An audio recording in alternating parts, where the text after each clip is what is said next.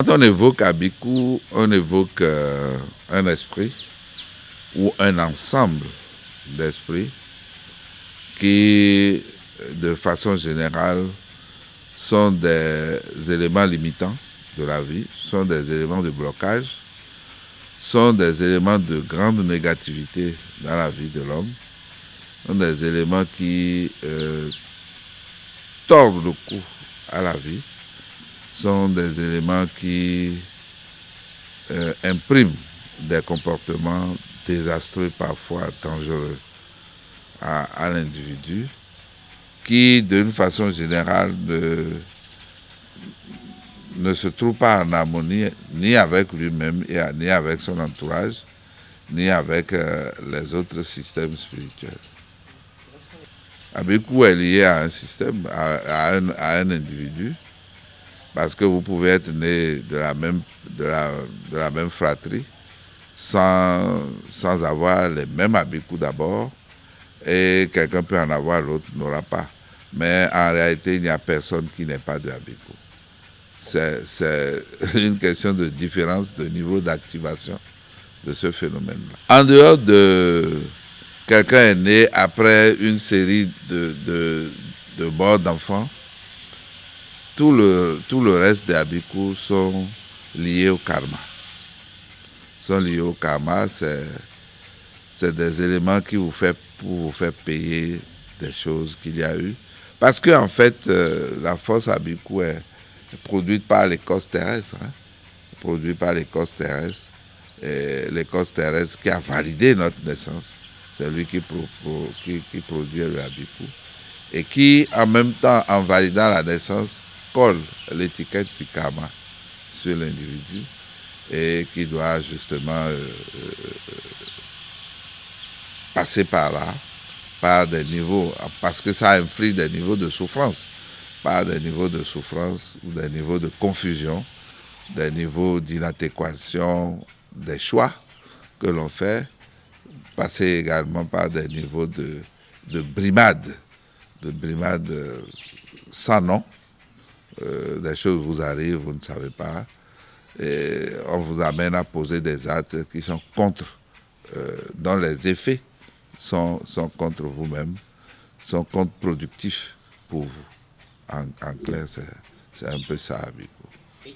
Si déjà c'est une force karmique, je n'ai pas, j'ai dit, ça tord le coup à la vie, ça complique l'existence. On est d'accord. Parce que, en fait, vous savez, quand les gens disent, bon, on ne peut pas dire ça. Tu as fait, tu payes, et aujourd'hui ou demain, tu payes ça. Est-ce que tu comprends? Donc, ce que nous faisons aujourd'hui, c'est pour compliquer ou améliorer demain. Parce que nous allons passer à une autre vie, que les gens croient à l'incarnation, à la réincarnation ou non. C'est pour passer à une autre vie. Vous comprenez? Parce que les gens ne comprennent pas, ils arrivent à des lieux, ils disent, mais est-ce qu'il y a un puits là-bas, est-ce qu'il y a ceci là-bas? Tout ce qu'ils demandent est en place et ils se retrouvent comme dans un milieu où ils avaient déjà vécu. Mais c'est vrai, parce qu'ils avaient vécu là, ils ont réincarné là où ils sont. Mais ils ont réincarné avec la résultante de toutes leurs actions, de tout ce qu'ils ont réalisé. C'est pourquoi on dit qu'il vaut mieux que le positif l'emporte sur le négatif. Quand les seigneurs du karma finissent de faire la différence, le reste c'est pour nous. Et nous devons payer ça. Ça vient sous la forme du Abikou, ça vient sous d'autres formes, hein. Mais ça vient sous la forme du Abikou. Subitement, vous allez, tout se bloque. Si vous avez, par exemple, eu particulièrement des actions trop néfastes, trop nocives en direction des enfants, vous pouvez ne pas en avoir dans l'autre monde. Vous pouvez ne pas pouvoir tenir une femme chez vous pour pouvoir enfanter et tout ça. Vous comprenez? Non, il y a plusieurs niveaux. Bon, je n'ai pas un baromètre particulier pour mesurer ça, mais il y a des gens qui sont faiblement impactés, moyennement et puis hautement impactés, hein. Ça dépend de ce que la personne vit par rapport à la situation dans laquelle elle se trouve. Ça dépend de ce que la personne vit. il y a des gens chez qui c'est complètement bloqué. Vous savez, quand ça commence, réellement, on doit le constater. Même quand on vous fait Aouré, vous n'avez pas l'argent. Hein. Et quand on vous fait Aouré, c'est comme si on compliquait la chose. Quand on vous fait Bora, ça complique encore le mal. Or, c'était pour vous sortir de ça. Et tant que l'impact n'est pas allé jusqu'au bout, il ne s'arrête pas. Il ne s'arrête pas. Parce qu'en fait, il faut que vous viviez ça. Il faut que vous passiez par là. Il y en a plusieurs. Je vais rapidement aller parce que quand on utilise les traits physiques, il y a des gens qui pensent qu'ils sont ciblés, mais moi, j'ai déjà dit quelque part dans un autre monde, ne faites pas économie de vérité quand il s'agit de défendre l'homme. Le premier type d'Abikou que tout le monde connaît, c'est il y a eu une série de morts d'enfants, et puis quelqu'un est venu, et lui, il n'est pas mort. Ça, c'est le premier Abikou, le premier type de Abikou, ça. Alors, ce Abikou-là, il est un peu difficile, parce que l'enfant, au départ, navigue entre la vie, le monde des vivants, et le monde des morts. Et il fait toutes sortes de rêves très tôt. Ce n'est pas un enfant qui ouvre la prospérité pour ses parents. Je l'ai déjà dit, c'est un peu difficile. Mais il est tout le temps malade, il est tout le temps malade. Il fait des rêves, on fait des rêves à son propos et tout. Et il faut pouvoir régler la situation. Vous pouvez commencer par régler, ça peut ne pas répondre, bien que ce que vous mettez soit des choses qui devaient régler ça.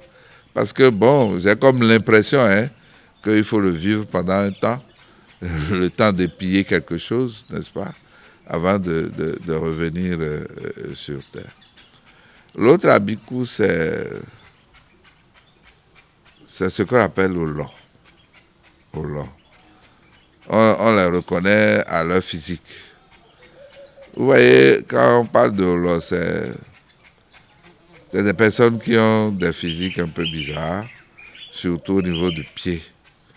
Vous avez, il y a un creux au niveau de la paume de pied. Ceux-là n'ont pas ça. Le pied est comme la main, ils ont les pieds palmés, comme on dit. Et que ce soit une femme ou un homme, c'est comme ça. Et ça crée des problèmes. Ça crée des problèmes. Ce sont d'abord des têtus qui n'ont aucune logique dans la vie. Ils veulent détruire tout ce qu'ils voient, ils veulent prendre pour eux tout ce qu'ils rencontrent. Dès qu'il y a des gens dans leur proximité qui ont des choses, ils sont très envieux et ils veulent prendre ça. Il y a des gens qui recourent à toutes sortes de forces pour détruire les autres. C'est des gens qui ils sont comme ça. Après ceux-là, il y a ceux qui ont des orteils plus rétrécis et plus soulevés, ou bien carrément qui montent sur d'autres orteils. C'est là aussi. Et vous allez constater que, en fait, quand c'est la femme qui a ça, l'homme ne mousse pas. L'homme ne mousse pas. Et la femme, comment on dit, pressure l'homme, le domine complètement. Quand c'est la femme quand c'est l'homme qui a, c'est l'inverse. Mais lui va prospérer tout en pressurant l'autre, tout en altérant les initiatives, les atouts de développement de l'autre. Lui se développe et il s'épanouit complètement. Et quel que soit le niveau social de l'autre, il est obligé de vivre sous celui-là, compte tenu, n'est-ce pas, de la force de ce type de habikou. Et il y a d'autres formes de habikou qu'on appelle les aguets. Les aguets, c'est distinctement ou discrètement 6 doigts ou 6 orteils. 6 doigts ou 6 orteils. Même quand c'est petit, vous voyez l'ongle là-dessus. il y a parfois donc le dernier doigt se scinde. Il y a des situations, c'est un peu difficile à décrire. Ça se passe au niveau du pied, ça se passe au niveau de la main, et vous l'avez comme ça. Alors, ça fait souffrir, c'est vrai. L'individu, quand il entreprend quelque chose, ça prend au départ.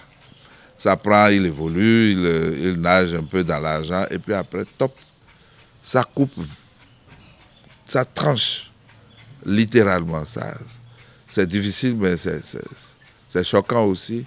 Ça se coupe d'un trait.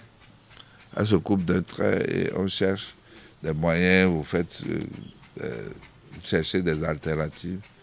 C'est très, très compliqué de s'en sortir.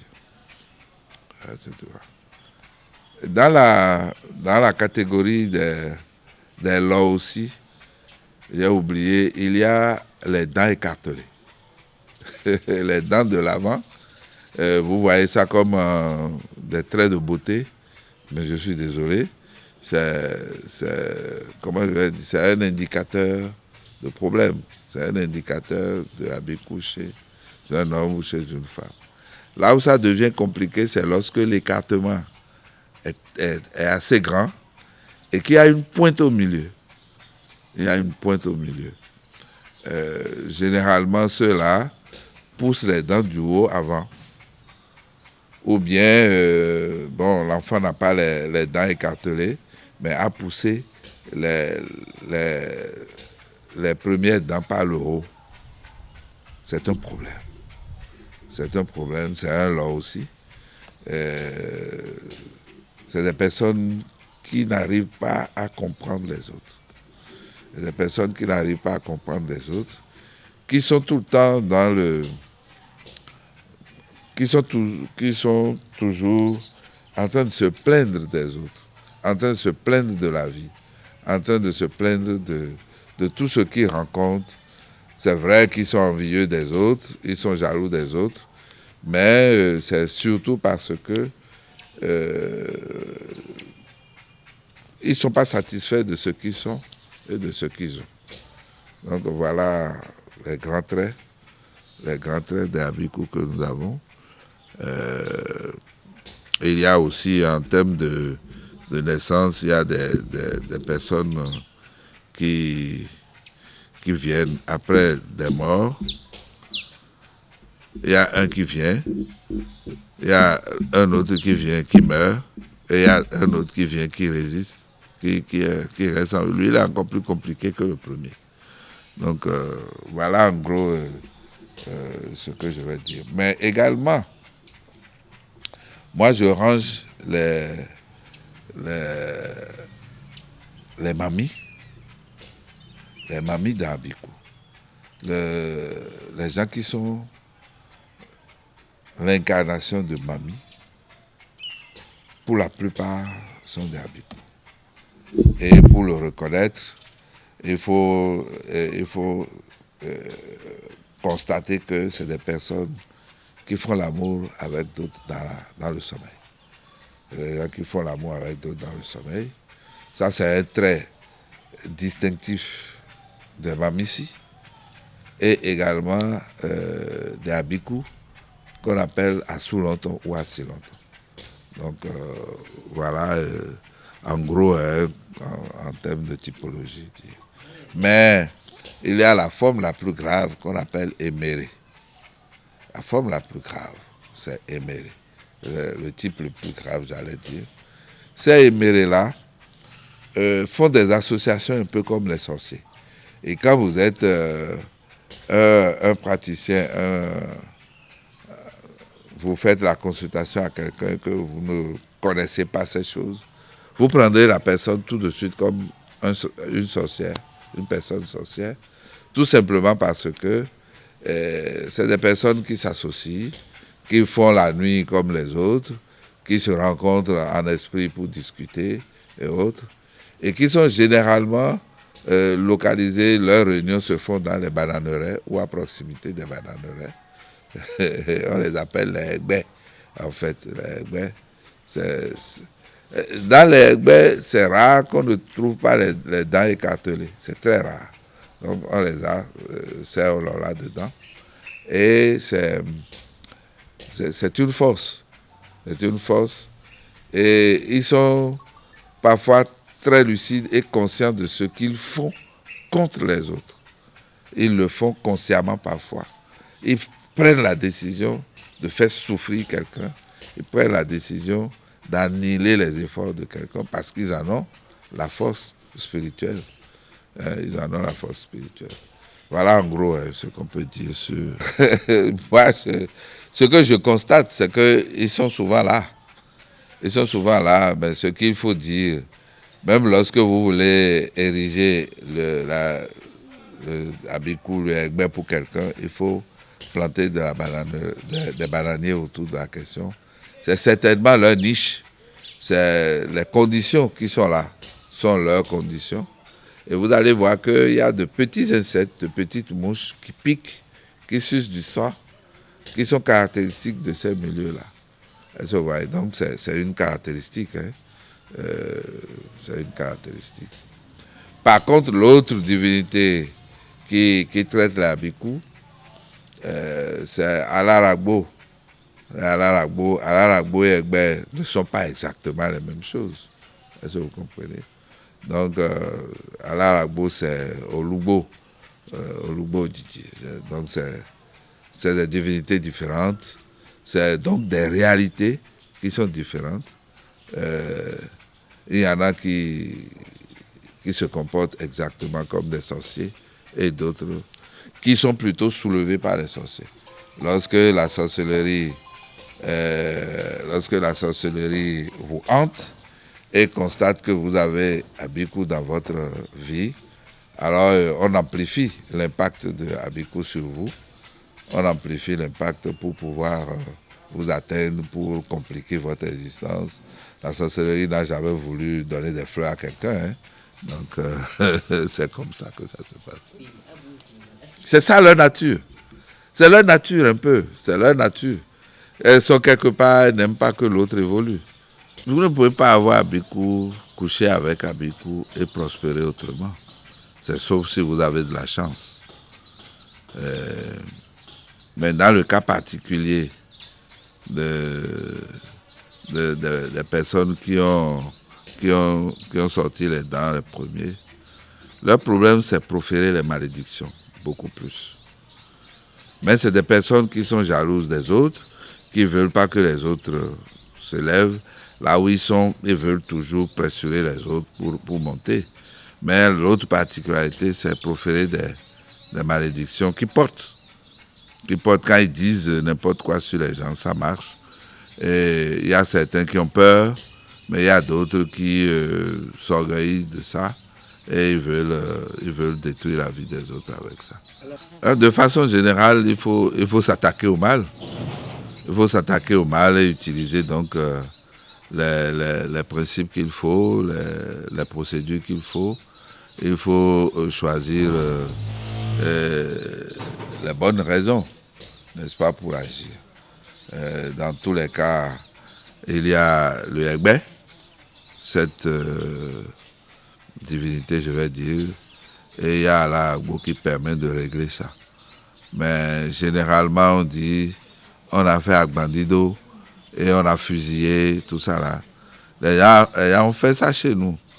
Mais les gens reviennent pour dire, bon, on a pourtant fait ça, mais on constate que c'est pas efficace. Les gens ont fait ça, c'est pas efficace.